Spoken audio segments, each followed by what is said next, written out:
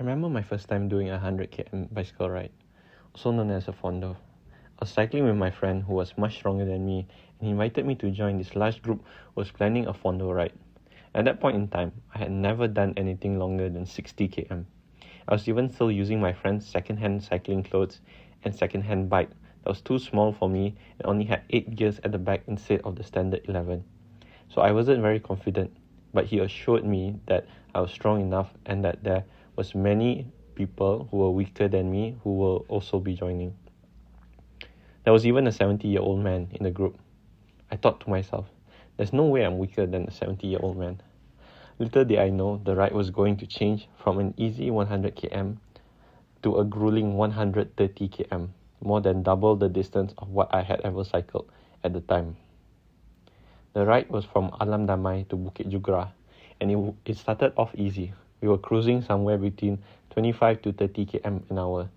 After about an hour is where I made my first mistake. The road started to get narrower, and the group became one long line. Everyone was stacked back to back. At one point, one person couldn't keep up with the pace of the person in front of him, causing the group to slowly split into two. I panicked, because the only person I knew at the time was in the group in front. So I sprinted to try and catch the group in front. And I managed to join the group in front, but that was only the start. There was multiple times the group split up, and I always tried to join the fastest group. By the time we arrived at the halfway point, which was Bukit Jugra, I was definitely more tired than I should be. The smart thing to do would be to not climb and wait for everyone at the bottom of the hill. But in my mind, I thought that I already came all the way here. I might as well see the view at the top. So I pushed myself to reach the top. We stayed at Bukit Jugra for a while, which allowed me to recharge and get some stamina back, but my legs were mostly gone.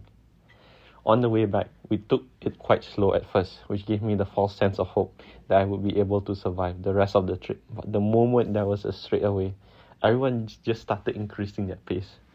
The people who were relaxing the first half of the ride, who I thought was slow, suddenly went to the front and started increasing the pace.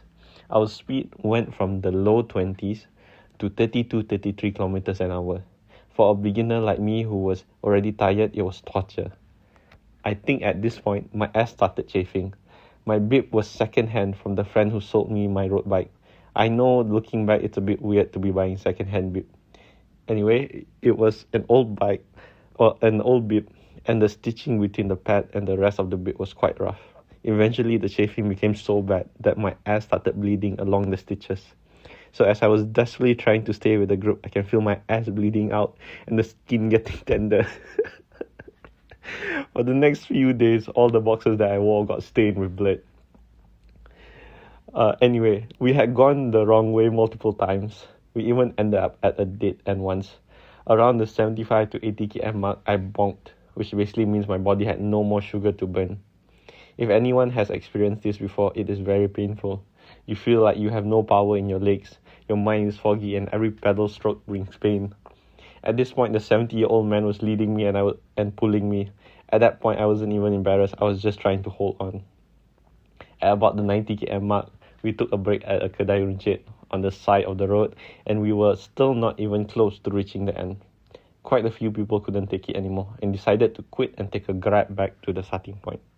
I was so tempted to quit as well, but my friend was planning to continue all the way to the car.